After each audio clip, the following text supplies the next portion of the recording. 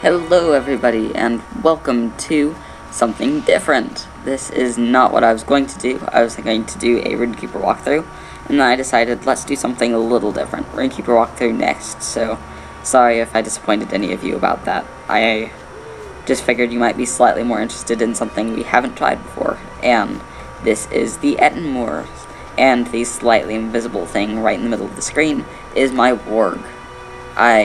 The name's kind of a joke. It said Aki was something you could use for the beginning or for the ending, so the only thing I could find that it actually took was Aki Aki.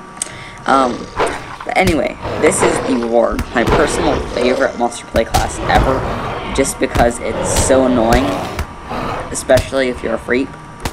Sometimes it can be annoying to play, but mostly it's just annoying to play against, because he has all these different stuns that he can use on you. And with each stun, it takes a little while before you can use the next one on them. But that doesn't really matter because they're already mostly dead by the time they realize that they've been attacked. So you have your stealth, just like a burglar. Damage will take you out of it. And unless you've got a trait, you move slower in there. But that's pretty fine by me. You have your maps, which I've gotten most of the low quality ones. I don't have many of the better ones. That's the only thing I've purchased from the store, because the chances of me reaching the rank to get that are pretty much nothing. So I'm just going to attack these throughout the video to show you some of the skills. This is the flare stance, which we'll show you in just a second, and this is the shadow stance. You get the shadow stance way earlier, and flare, that's the other thing I got from the store. Shadow stance turns most of your moves into stronger versions when from behind or in stealth. All of your damage increases from behind, all damage increases from stealth, and sudden maul, bestial claws, and pounce function as they are from stealth and cannot be blocked, parried, or evaded. You do extra melee damage. So number 4 over here is pounce, sudden pounce. So that knocks them unconscious. Then you hit them with sudden maul, which increases critical chances, critical damage, and higher from behind. And then your strongest move, bestial claws, which almost always hits a critical of about 1300 when shadow's on. And it's pretty power intensive to use that one over, but it does take them down fast. So then after that, we've got Tendon Shred. Tendon Shred has a 5-minute cooldown, but it's an instant stun, and it doesn't even need to be done from stealth. See, if I trigger this guy and do it, then that happens. Plus, if you're in a fellowship, it starts a fellowship maneuver, so it's great for doing raid bosses. Then you have Rend Flesh, which is right after you get a critical, like that. You can use it, and it makes all of your damage do more damage, and it gives that bonus to everybody else in the fellowship. Everybody else that's just attacking it. Let's see. You have Crippling Bite, which is a sharp snap of your jaws and your target's movement is slowed. So, let's go do that on this guy. And you can use Sprint to move faster, like that. That has a 10-minute cooldown, I think. But as you can see, that guy is going to have trouble catching up to me. And you can just taunt them like that. And then, let's see, Throat Rip. From Minstrels, that one's so much fun. Throat Rip makes them so that they can't say anything that requires their voice, which is a whole bunch of stuff for the Minstrels.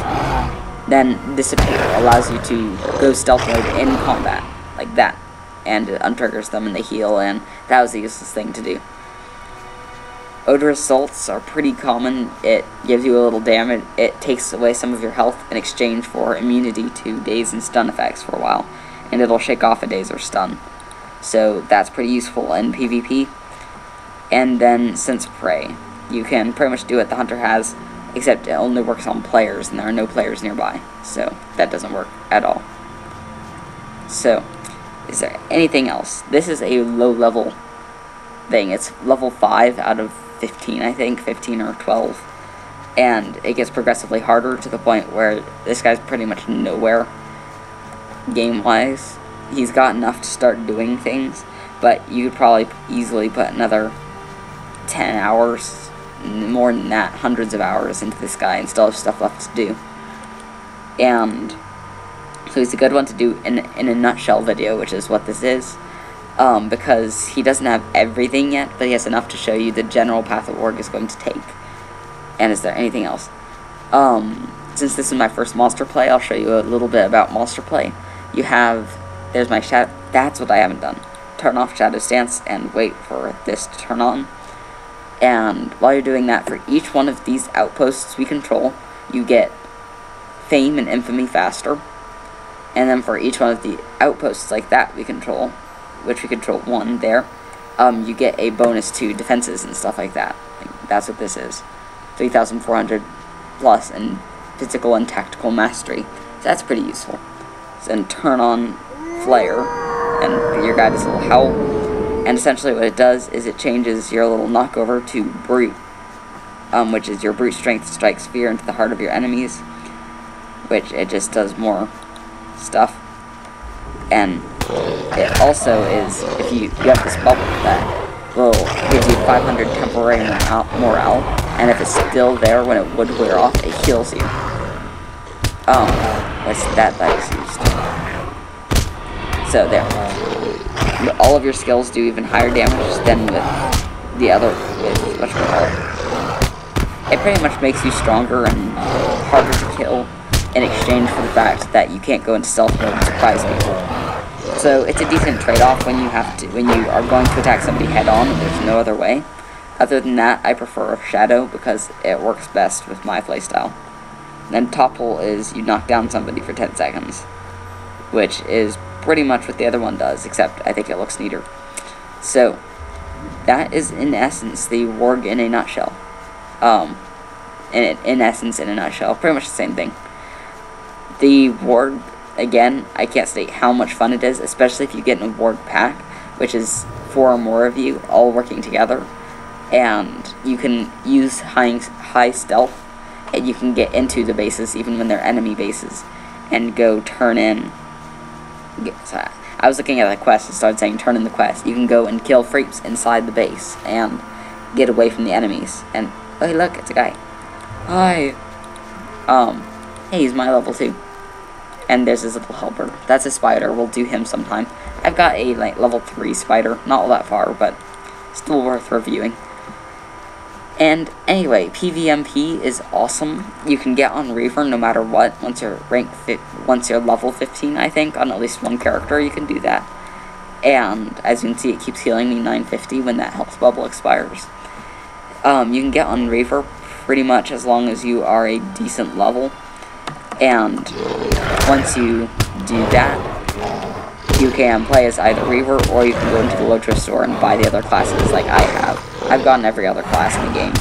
Haven't used them all that much, but I'm a completionist even when it comes to buying things. And that's pretty much it. Warg, my favorite class in all of Monster Play, and the equivalent of the Burglar for the Freeps.